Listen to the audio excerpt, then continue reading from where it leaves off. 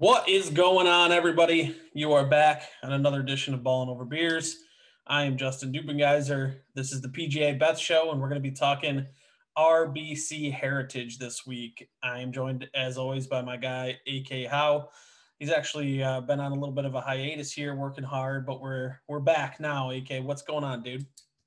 Oh, not too much. Hopefully, me be back on the show gets the luck back on our side a little bit after a little disappointing Masters weekend. I'm happy for Hideki, but not really happy for my wallet. Yeah, same.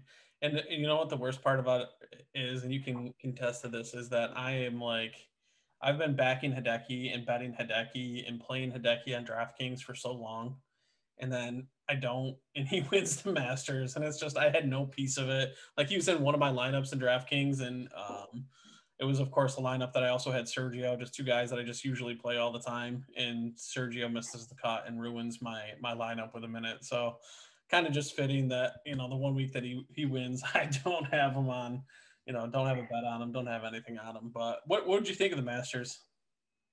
I thought it was a good tournament. It was a little boring going into Sunday. Hideki had the big lead.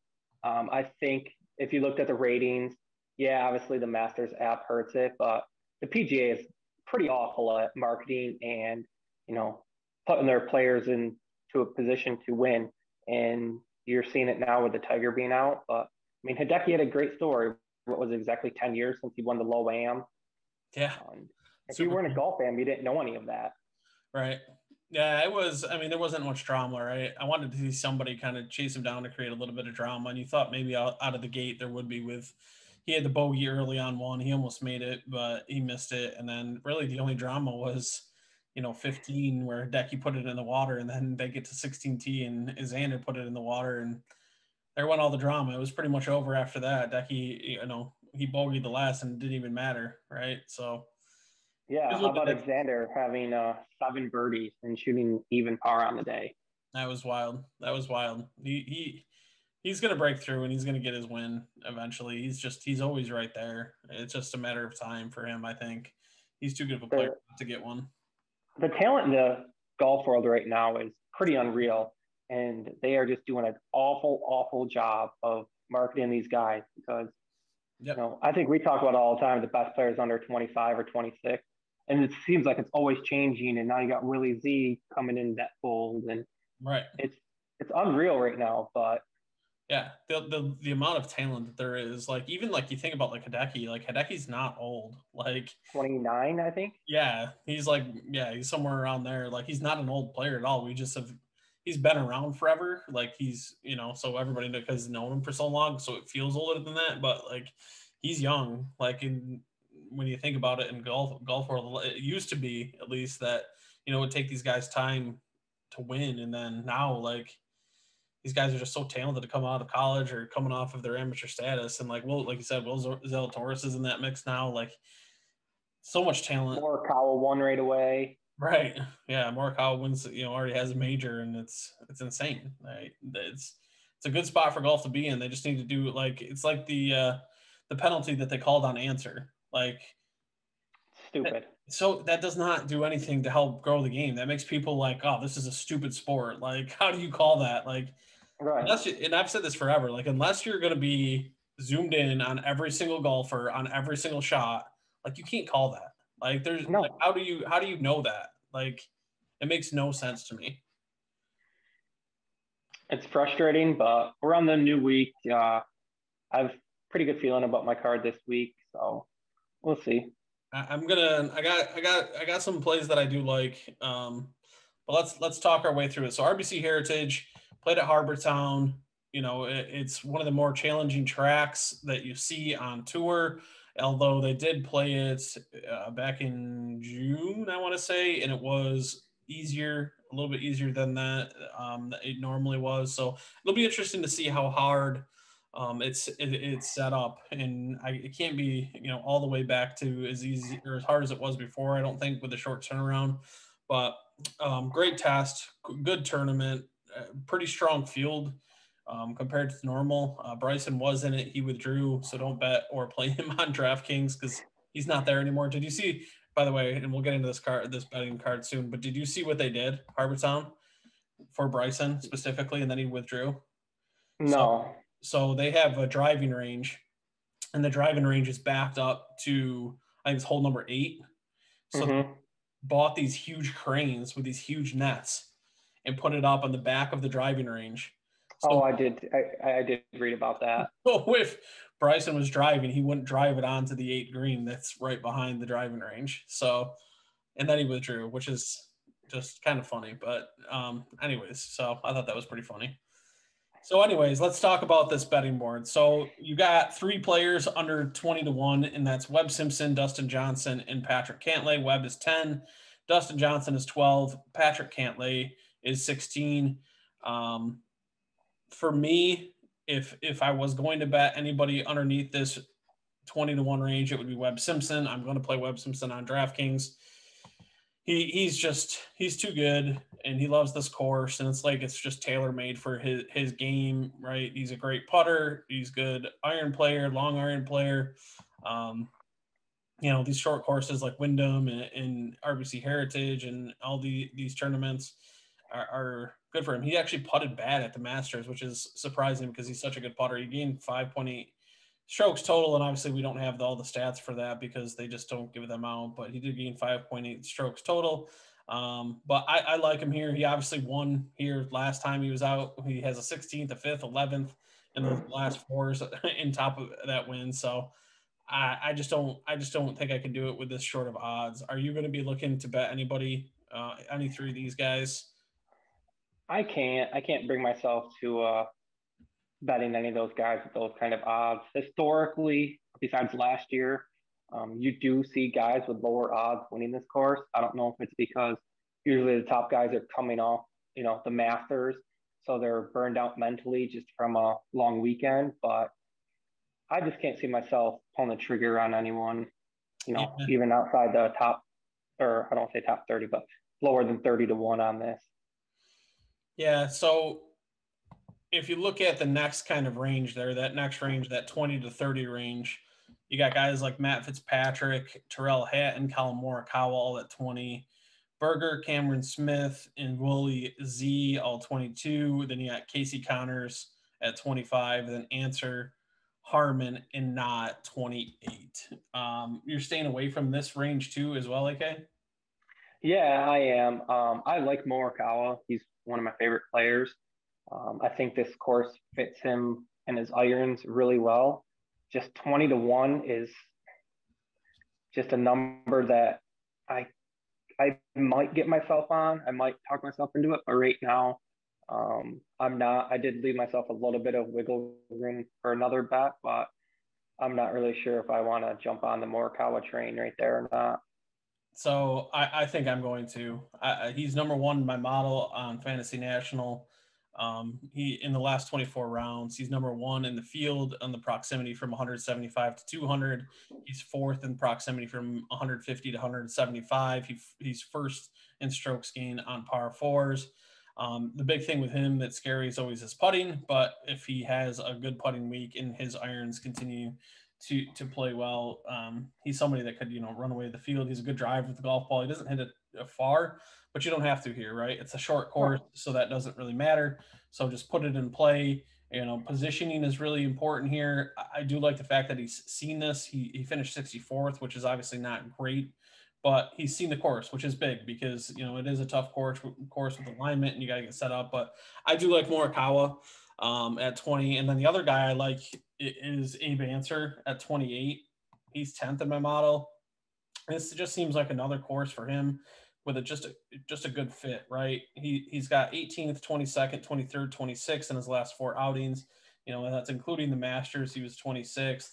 He's just a guy. He's going to hit every fairway. He always puts it in the right position off of the tee, and it just makes sense for him. He's got a 2nd here and a missed cut, so 2nd to last time out. I think Abe Answer at 28 is a pretty decent value, and I think I'm going to go to both of those guys, which doesn't leave a ton of room because they are towards the top of the board, which is not something I generally do. But I think they're both in great spots. I really like them. I'm going to play them both on DraftKings too. So keep moving down the board. We'll go like 30 to 60, 33. is Sung Jae and Harris English. 35, you have Charlie Hoffman and Si Woo. 40, you have Sergio, Billy Ho, and Matt Kuchar. 45, Russell Henley, Fleetwood, and Kisner, and Shane Lowry, and Ian Poulter. All at 50, Chris Kirk at 55. This is a super interesting range to me. I actually like a bunch of these guys here on DraftKings as well. Are you looking to make any bets in this range? This is the range that I have a couple guys, and one of the guys you actually didn't list is Kevin Na. I said nah. I must have missed you, but I do like Kevin Na this week. He played pretty well last week at the Masters. He was kind of in that range where he wasn't in contention going on Sunday, so I'm not worried about like the stress factor of coming off a big Masters weekend. But I like the way he's playing. Tommy Fleetwood, I love Tommy Fleetwood. This is his second time playing in it. He played in 2019 and came tied for 25th. I think he's playing well. He's another good iron player. And then I know you bet Answer, but I like Kevin Kisner. I think they're the same type of player, and Kisner just is getting way better odds. He's played 28 rounds at Harbour Town with an average of 1.12 strokes gained on the field per round. And coming into this, he's fourth in the PGA in driving accuracy, which is one of the key numbers to look at this week. Yeah, I don't mind the Kisner call or the nah call. I did think I put nah. I said it in 28, so that was my fault. He is at the book I'm looking at. He must be a little bit shorter than what you. Yeah, I got him at 35, so I wouldn't get him at 28, but I got him at 35 online. So gotcha. Yeah. So the guys here that I like, I'm going to go back potentially to Sergio at 40. Again, just a great driver with the golf ball. He's going to put it everywhere he needs to off the tee. It's a matter of whether or not he can get hot with the irons and make a few putts. And then Siwoo and Charlie Hoffman, I hate the fact that they're both 35 because I just don't think that number is long enough. But I don't know. I don't know about them yet. They're up in the air. I've been betting Charlie Hoffman. He's been playing outstanding. This seems like a course that he could definitely take advantage of, that he could win here, especially against this field. And then the other one is Russell Henley at 45.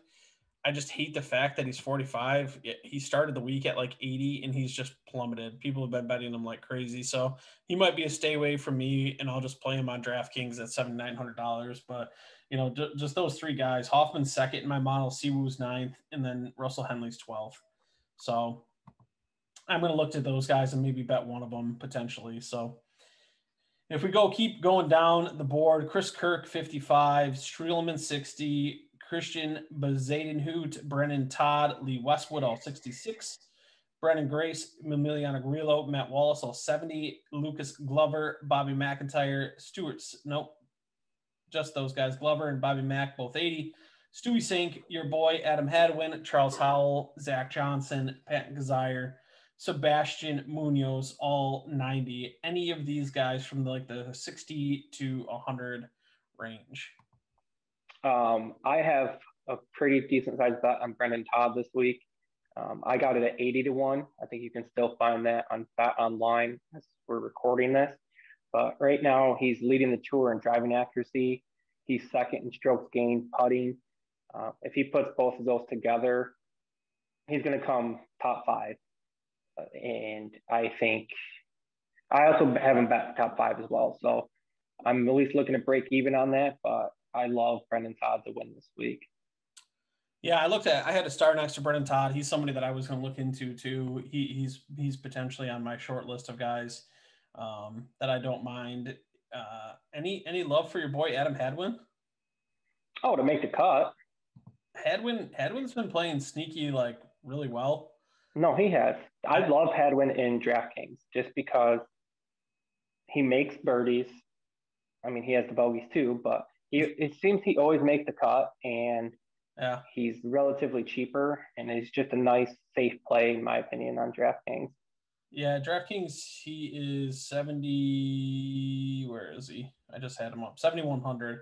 Yeah.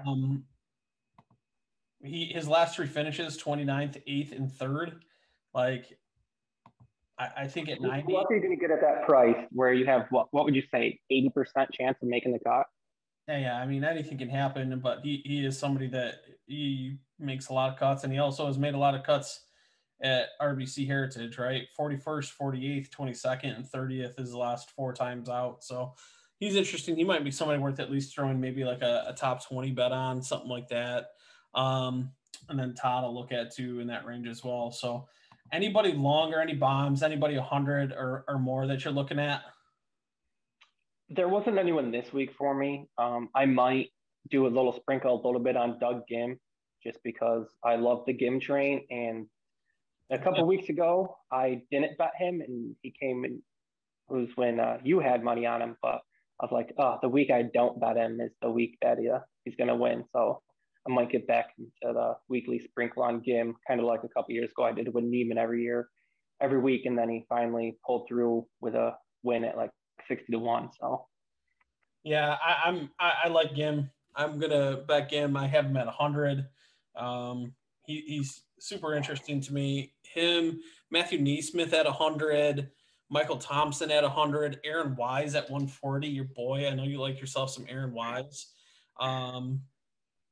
Rory Sabatini at 125, and then there's just some bombs that I might throw just a couple. What do you have Kang at? Sung Kang?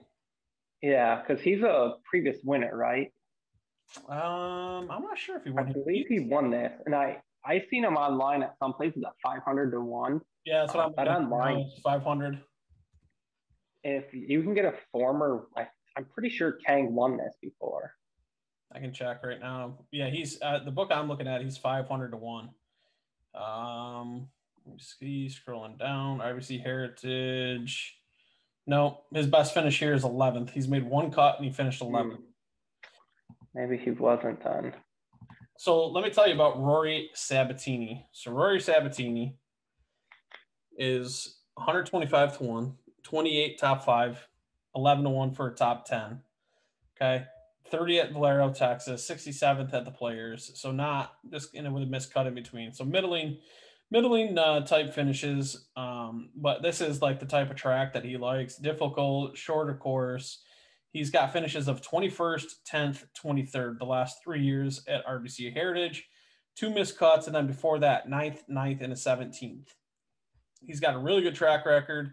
He's coming in. He's hitting the ball decently. Like I said, he finished in the top 20s or top 25 in Valero or top 30 in his last time out.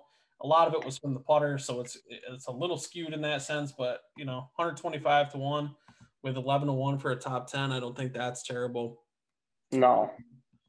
So he's somebody I'm looking into, and then just like I said, maybe Aaron Wise, somebody like that at 140. Matthew Naismith, and a great iron player, and then Gim, who I've been betting all year at 100. Some bombs. I was thinking of Kadaria, not Satoshi Kadaira. Yeah, Satoshi he might have even been like 600. He won it the year that. Yeah, he's 350. Yeah, I mean, you're getting a previous winner at 350 is kind of a hard number to pass off there. Yeah. He's coming off the back-to-back. What about your boy, the bad boy of Asian golf, Jingju Zhang at 500? I'm off the Zhang train. You're off the Zhang train? What? Yeah, the Zhang gang lost a member. Zhang gang is out. Wow, that's Zhang gang did good last year for me with top 20s, but dude, he's 60-1 for top 10. That doesn't do nothing for you? Let's see. Zhang gang, come on. We're going to roll this back when he comes in like T8, and I'm going to be like, I told you, 60-1. That was your number. Could have done it. All right. Why don't you recap? Tell everybody what you're betting this week, and then I'll tell them mine. We'll get out of here. All 4 of my guys, I have bet top 5 and to win. Kevin Na, Tommy Fleetwood, Kevin Kisner, and Brendan Todd. Very nice. I'm definitely going to bet Morikawa and Answer at 20 and 28. I got to make a decision in the 35 to 45 range with Charlie Hoffman, Siwoo Kim, and Russell Henley. I'm looking at that Brendan Todd number like you had, and then a couple bombs, Doug Gim, Naismith, Aaron Wise, potentially Rory Sabatini, somewhere in there. I'll have it all finalized. I put the card out. I tweet it out every single Wednesday. You can see mine and AK's bets both on that at JDiz1617. I'm leaning right now to Siwoo. I think Siwoo's been playing pretty well. He's played this course well before. He plays well at Pete Dye tracks, and this isn't a Pete Dye track, but it's kind of similar to it. So I do like him. I think that I just wish he was deeper than 35, but this field isn't that. Yeah, his number scares me. Yeah, I don't know. I think I'm gonna do it. Him and even Hoffman. I've been.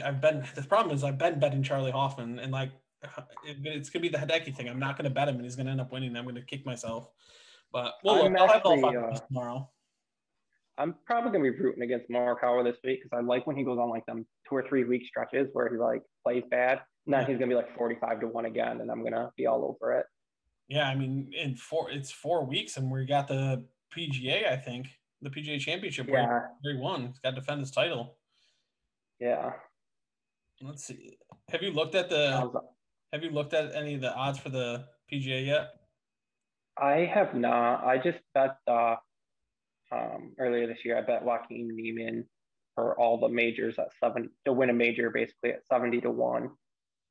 Nice. So that's my only futures bet on that. I don't hate that.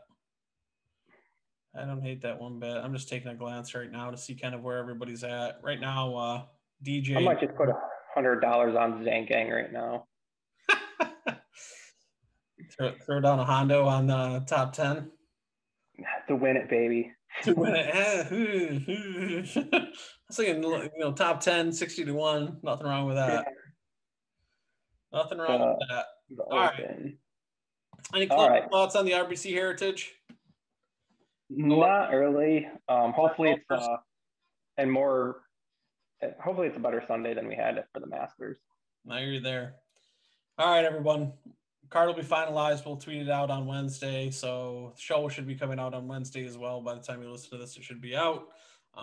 Appreciate everybody being here. Make sure you're liking the show if you're listening to it on YouTube. Subscribe, do all that stuff. Share it around. Head over to Borderfield Sports. Head over to the store. Buy your Ballin Over Beers merch. But we appreciate everybody being here. We'll talk to you next time.